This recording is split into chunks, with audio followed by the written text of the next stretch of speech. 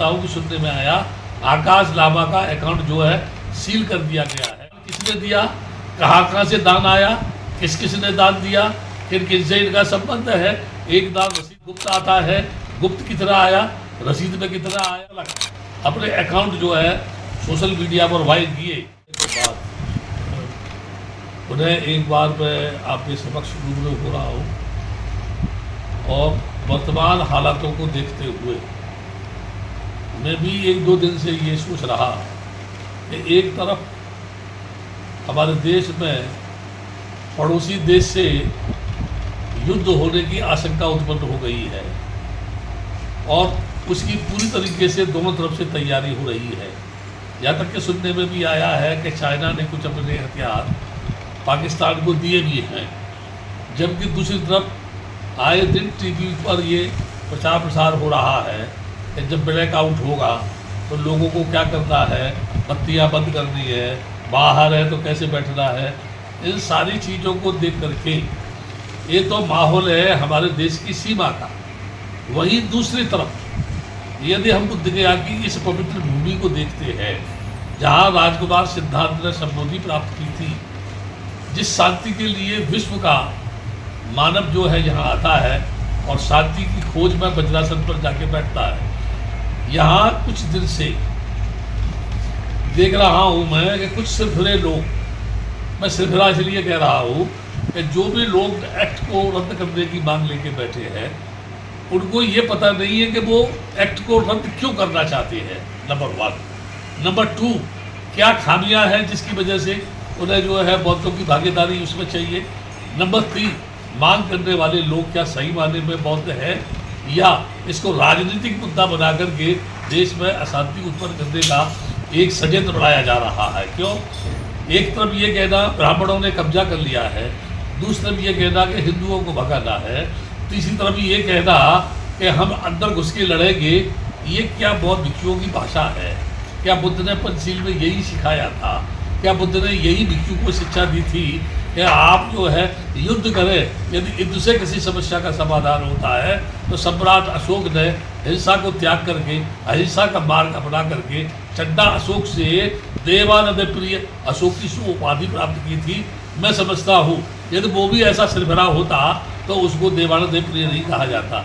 मैं ये कहना चाहता हूँ, कई बार मैं शासन प्रशासन को अवगत करा चुका हूँ, लिखित में भी दे चुका हूँ।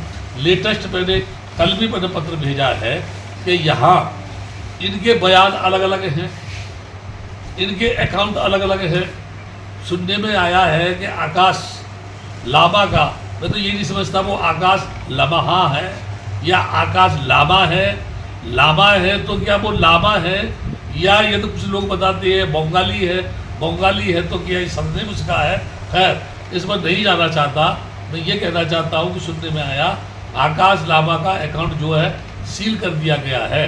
शासन से मैं ये मांग करूँगा कि उनके खाते को सील कर देने से समस्या का समाधान हो, तो खोजबीन ये भी होनी चाहिए कि ये किस कारण से सील किया गया, उन लोगों को दान किसने दिया, कहाँ से दान आया, किसने दान दिया, फिर किनसे इनका संबंध है। एक दान रसीद में आता है, एक दान गुप्त आता है, गुप्त कितना आया, रसीद में कितना आया। और जिन लोगों ने अलग अलग अपने अकाउंट जो है सोशल मीडिया पर वायरल किए, जैसे यानी विनयचार्य है, जैसे करुणाशील है, जैसे प्रज्ञाशील है, जैसे सुमित रतन है, ये बदम लोगों ने जो अपने अकाउंट दिए हैं, क्या वो इस यानी सील से बचे हुए हैं? बचे हुए हैं तो क्यों बचे हुए हैं? और अगर मान लीजिए बचे हुए हैं तो उनको अलग अलग अकाउंट खोलने की जरूरत क्या है? क्या ये लड़ाई लड़ने वाली एक संस्था है, उस संस्था का कोई संस्था का अकाउंट है, उसमें ये पैसा जा रहा है, नहीं जा रहा है तो अलग अलग अकाउंट क्यों, अलग अलग बयानबाजी क्यों?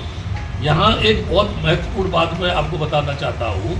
एक तरफ जहाँ देश चिंतित है, पूरा देश चिंतित है, हमारी सीमा जो है खतरे में है, दूसरे लोग खुश हो रहे हैं कि अभी पाकिस्तान में हिंदुस्तान में विवाद शुरू हो गया, जबकि कुछ समय पहले रसिया में, और वो दूसरा देश कौन सा है वो, उससे जिससे युद्ध चल रहा था उनका यूक्रेन। तब दुनिया के लोगों में हो रहा था कि विश्व युद्ध होगा, विश्व युद्ध होगा। हालांकि क्या हुआ, युद्ध अभी भी जारी है या बंद हो गया लेकिन नए सिरे से एक नया युद्ध शुरू हो गया।